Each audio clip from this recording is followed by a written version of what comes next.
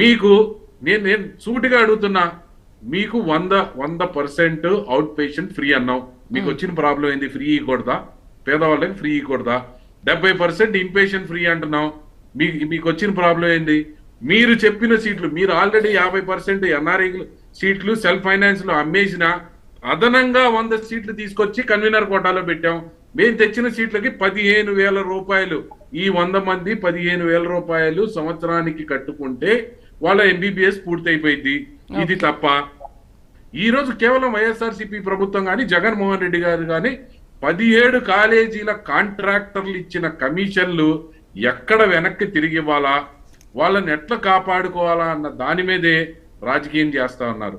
ఒకవేళ for suppose నేను చెప్తున్నా, ప్రజలందరూ గమనించాలి, ఒకవేళ కూటమి ప్రభుత్వం ఈ కాలేజీలు పీపీపీ అని ఈ టాపిక్ కనుక లేకపోయి ఉంటే జగన్మోహన్ రెడ్డి రాజకీయంగా ముందుకు రావడానికి ఏదో ఒక టాపిక్ పెట్టుకునేవాళ్ళు.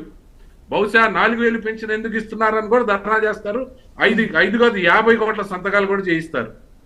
ఈరోజు నేను అడుగుతా ఉన్నా, ఈ రోజు స్టూడెంట్స్ ఎంతమంది ఉన్నారు మీ సభలో? ఒక మాట చెప్పండి. మీరు కేటగిరీస్ చేయండి. 1 కోటి మందిలో నాకు స్టూడెంట్లు ఇంతమంది, 10th క్లాస్ చదివే వాళ్ళు, ఇంటర్ చదివే వాళ్ళు ఇన్ని సంతకాలు చేశారు, తల్లిదండ్రులు ఇన్ని సంతకాలు చేశారు, అసలు డాక్టర్లు కానీ చదువుకున్న వాళ్ళు కానీ ఎంప్లాయీస్ కానీ ఇంతమంది ఇన్ని సంతకాలు చేశారని మీరు చెప్పండి. ఈ రోజు ఒక్కొక్కరు 50 సంతకాలు చేసుకొని మొత్తం తీసుకొచ్చారు. సరే, మీరన్న ఫిగర్కే పోయినా 4 కోట్ల మంది ఇంకా మాకే సంతకం చేసినట్టు కదా, మిగతా 4 కోట్ల మంది మాకు సంతకం చేసినట్టే కదా. కేవలం రాజకీయంగా ఎట్లాగోట్లా ముందుకు రావాలి, ఫోటో ఆపుగా ముందుకుండాలి, ఏదో ఒక విమర్శ చేసి ఈరోజు ఏదో ఒకటి చేయాలని చెప్తున్నారు. రెండోది ఇంకోటి చెప్తా ఉన్నారు, ఎవరన్నా కాంట్రాక్టర్లు కానీ లేకపోతే పారిశ్రామికవేత్తలు వస్తే జైల్లో వేస్తారు. ఏ రూల్ ప్రకారం వేస్తారో చెప్పాలండి. లా ఏంటి? ఈ దేశం కాన్స్టిట్యూషన్ లేదా? ఆయన చెప్పే దాని మీద లా ఏముంది, రూల్ ఏముంది, దొంగ ఎవడు, ఇక్కడ ఏది చెప్పమంటున్నా? కేవలం ఏదో ఒకటి చేసి ఈ రాష్ట్ర అభివృద్ధిని ఆపాలి. ఒక్కసారి ప్రజలు కూడా ఆలోచించాలి, ప్యానెల్లో సభ్యులు కూడా ఆలోచించాలి. చెప్తా ఉన్నా, జగన్మోహన్ రెడ్డి గారు లాగా కనుక ఆలోచిస్తే ఆ రోజు చంద్రబాబు నాయుడు గారు కట్టారని అమరావతిని నాశనం చేసేసారు, ప్రజావేదికని కూల్చేశారు. అదే రకంగా కనుక ఆలోచించదు, ఈ 17 కాలేజీలు కూటమి ప్రభుత్వం వచ్చిన తర్వాత ఆపేయాలి. ఇదే 17 కాలేజీ కూటమి ప్రభుత్వం కనుక తెచ్చుంటే ఈయన మొత్తం బుల్డోజర్లు పెట్టి కూల్చేసేవాడు. కాలేజీలు ఎందుకు అనేవాడు? మనకు లేవా పాత హాస్పిటల్, పాత డాక్టర్లు లేరా, కొత్తగా ఎందుకు అనేవాళ్ళు? కాబట్టి కేవలం రాజకీయం చేయడానికి తను ఎట్లోగట్లా మళ్ళీ రాజకీయంగా ముందుకు రావాలి, ప్రజలకు వెళ్ళి తను చేసిన అరాచకాలాన్ని పక్కన పెట్టి ఏదో ఒక పాయింట్ తీసుకొచ్చి ప్రజల ముందుకు పోవడానికి ఈ విధానాన్ని వాడుతున్నానని తెలియజేస్తా ఉన్నా.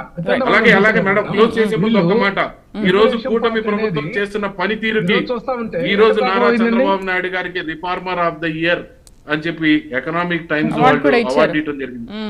ఈ అవార్డు చంద్రబాబు నాయుడు గారికి 5% అయితే 95% ఆయన నమ్మిన ఈ రాష్ట్ర ప్రజలకి దొరికిందని ఈ రోజు తెలియజేస్తా ఉన్నా. రైట్, రామారావు గారు. మేడం,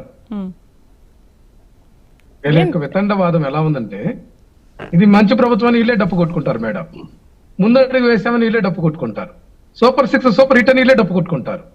వీళ్ళ యొక్క విధానం ఏంటంటే, తెలుగుదేశం పార్టీ రోజు సొంతంగా ప్రభుత్వం ఏర్పాటు చేయలేనటువంటి ముదుసులైంది, 3 కాళ్ళ మీద మూరుగుతా నడుస్తున్నటువంటి పరిస్థితి ఉంది. మీ నాయకత్వం ఒప్పుకుంటా ఉంది. ఈ రోజు వీళ్ళు 3 పార్టీల కలయిక లేకుండా అధికారంలోకి రాలేమని చెప్పేసి చెప్తున్నటువంటి పరిస్థితి. ఎందుకు మీరు కాంగ్రెస్ పార్టీని, మీరు మా నాయకుడు జగన్మోహన్ రెడ్డి గారిని చేసేటటువంటి అర్హత గాని మీకు ఆ యొక్క హక్కు గానీ లేదు. ఎందుకంటే ఇది మోసపూరితమైనటువంటి విధానం, అబద్ధాలను పదే దాన్ని నిజంగా మేనియా, ఏదైతే మీడియా ద్వారా ఒక విధమైనటువంటి మేనియాని క్రియేట్ చేసేటటువంటి దుష్ట సంస్కృతి ఇది. ఓపిక లేదు అహ్మద్ గారు, మీరు మాట్లాడుతున్నంతసేపు మీ బూతులు, మీ అబద్ధాలన్నీ విన్నాను. అబద్ధాలు చిత్తశుద్ధి ఉంటే మీరు మరలా ఈ విధంగా మాట్లాడారు. అవహేళనగా మాట్లాడుతున్నారే, ప్రజల చెప్పు దెబ్బది. మీకు చెంపపెట్టు. ఖచ్చితంగా మీ పత్రం ఇక్కడి నుంచి స్టార్ట్ అవుతుంది. మీరు మెడికల్ కాలేజీల మీద గనక మీ యొక్క నిర్ణయాలను వెనక్కి తీసుకోకపోతే ఖచ్చితంగా ప్రజాగ్రహానికి గురవుతారు.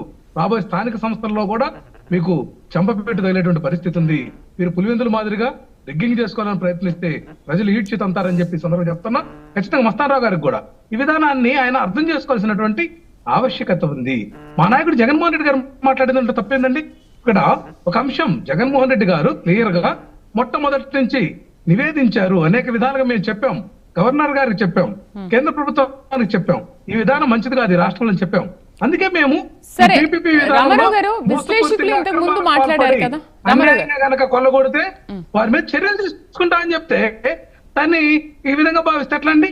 చేస్తున్న దురాఘాతాలని ప్రశ్నిస్తున్నాం. ఖచ్చితంగా మెడికల్ కాలేజీల మీద మా స్టాండ్ కరెక్ట్ గా ఉంటుందని నేను చెప్పడానికి మా నాయకుడు ప్రయత్నం చేసినటువంటి విధానాన్ని ఆహ్వానించాలి కానీ విమర్శించకూడదని ఈ సందర్భంగా ఒక నిమిషం. ఇంతకు ముందు విశ్లేషకులు కూడా ఒక మాట మాట్లాడారు.